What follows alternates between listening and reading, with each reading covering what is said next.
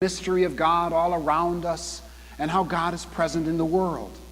Other parables are called parables of grace, where he proclaims how God operates, not like a stern, wrathful judge who seeks to punish us, but as a heavenly Father who seeks to love us. And then there are parables of judgment, separating those who believe from those who don't believe. And that's what our parable today is about. Now, the easy sermon would be to say that the 10 bridesmaids story is about the second coming of Christ. And you'd better be ready. In other words, the boss is coming, so look busy. But there's no real challenge there. Only self-satisfaction that, I'm in and they're out. It's basically evacuation theology. We escape in the rapture, a word that's not found in the Bible, and then Jesus returns to earth to kick some heathen hind ends. I've always thought that the second coming, a phrase which is also not found in the Bible, but came about in the 1950s, the second coming should really be about how Jesus first came to earth in a manger and made his home in Nazareth. And the second is when Jesus comes to us personally and makes his home in our hearts. Now that is a meaningful second coming of Christ. More than a rapture left behind warning, maybe we could apply the story of the 10 bridesmaids as a parable of judgment about faith versus unfaith, about trust contrasted to distrust, acceptance set against non-acceptance and rejection, about being open in life versus being closed. The kingdom of heaven will be like 10 bridesmaids, Jesus said. The wise maidens represent the wisdom of faith, the wisdom of a trusting relationship with this mysterious God who will open our eyes and walk with us through the dark and difficult, where fullness of life will be here and now, not some far-off date.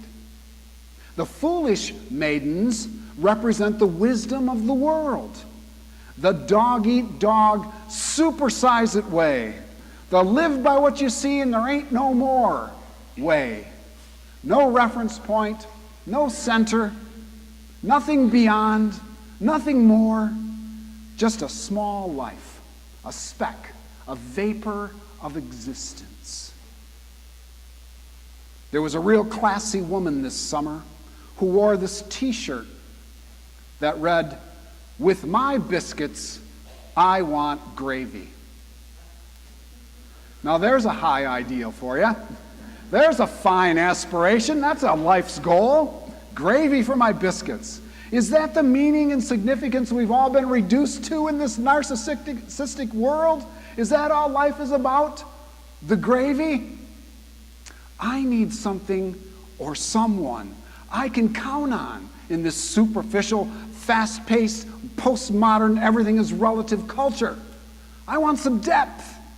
I want to feel, and I want to think, and I want to believe. I read a story recently about how silly it can be to just react to things. In autumn, in the Native American West, the Indians on a reservation asked their new chief if it was going to be a cold winter. Raised in the ways of a modern world, the chief had never been taught the old ways, the old secrets. He had no way of knowing whether the winter would be cold or mild. So to be on the safe side, he advised the tribe to collect wood and be prepared for a cold winter. A few days later, as a practical thought, he called the National Weather Service and asked if they were forecasting a cold winter. The meteorologist replied, "Sure, I guess so. It's west." The chief advised the tribe to stock up on some more wood. A couple of weeks later, the chief again checked with the weather service. "Does it look like a cold winter?" "Yes, it does," was the reply. So the chief advised the tribe to gather up every piece of scrap wood they could find. And about a week later, the chief called again. "How's it looking? How's the winter coming?" The meteorologist said, "We're forecasting one of the coldest winters on record." "Really?" the chief said. "How can you be sure?" The meteorologist replied, "Because the Indians are collecting firewood like crazy."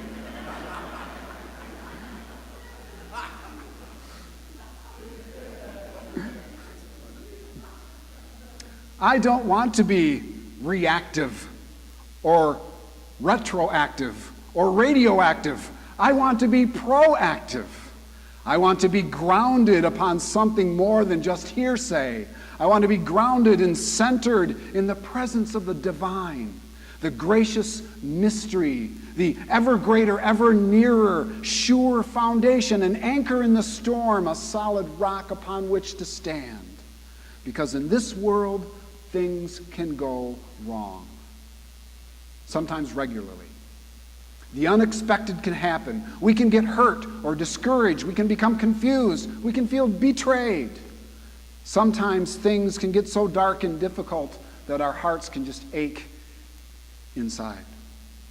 But faith is a relationship with God who gets us through, simply put.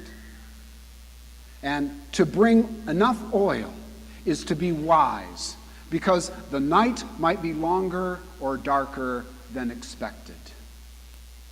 Now, in the story, both sets of bridesmaids had what they needed. It was only the wise who had enough oil, the faith that would get them through the unseeable.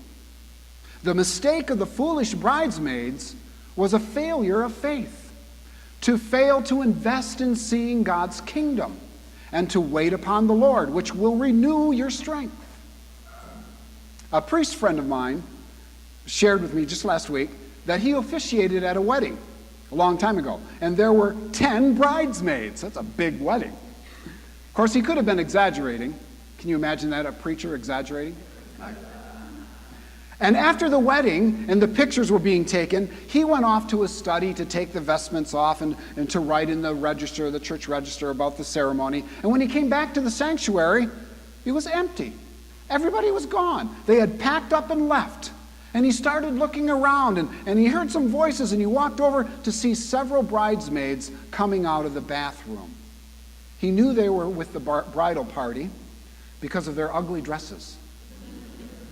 Mauve and brown paisley with puffed sleeves. And they were just realizing the bridal party van left to go to the wedding reception without them. "They left us," they cried. They couldn't believe it. And they stood there looking out the window, and they were stunned because they had missed the bus. Time has run out. That's the point of this parable. Someday it will be too late even to believe. And then the dreaded sentence, "I never knew you." Notice Jesus doesn't say, "I never called you," or "I never loved you." He doesn't say, "I never drew you to myself." He only says, "I never knew you," because you never bothered to know me. I want to end with a quirky story, if you can handle one more short story, about Lucifer and the 3 demons. Now, this is a story, it's not theology, okay? It's a story. Times were tough, and hell was hurting for new residents. They were downsizing, they were shutting down the furnaces, closing up the torture chambers. Lucifer needed to do something that would bring in more clients. So he sent out 3 of his best demons into the world to deceive the people into coming to hell. To do this, the first demon chose denial. If I can convince people there is no God, he said, then when they die, hell will be back in business. So he created the new atheism. which is really based on the old atheism, but I'm not telling anybody. And he had books written that made the New York Times best-selling list. And he had authors appear on the radio and on CNN and NPR. And it worked for a while, but people got wise. They knew life didn't just happen in all of its grandeur and diversity. It can't be random, they thought. There must be more. I just don't have enough faith to be an atheist. So he failed. The second demon chose busyness. If I can trick people into investing everything in the temporary, putting all their efforts into their houses and boats and cars and businesses and money, then hell will be back in full swing. And it worked for a while. People got busy. But then people got wise. Realizing life is more than just things, that their hearts were restless until they found God. And it didn't work either. But the third demon succeeded. He told people that they should love and forgive each other. He told them to pray and to go to church and to read their Bibles and to be people of integrity and to be generous with the poor and work to make the world a better place. And when Lucifer heard this, he was shocked and he called him into his office. He said, "Whose side are you on anyway?" Let me finish your imperial wickedness," the demon said. "I told them that they should do all of these things, but then I beguiled them when I added one word. This one word gave me control and effectively got hell back on its feet and in operation, and has folks lining up to get in. What is this spell you've cast upon human creatures? Tell me the word that has saved hell from closing." It was so simple, dear Lucifer, your royal high nastiness, and yet so effective. The word was later. Love one another, but do it later. Forgive your enemies, but later. Live the gospel and work to end world poverty, but you can start tomorrow or maybe next week. Later. By all means, get oil for your lamps, but later, not today. And before they knew it, later became too late. Amen.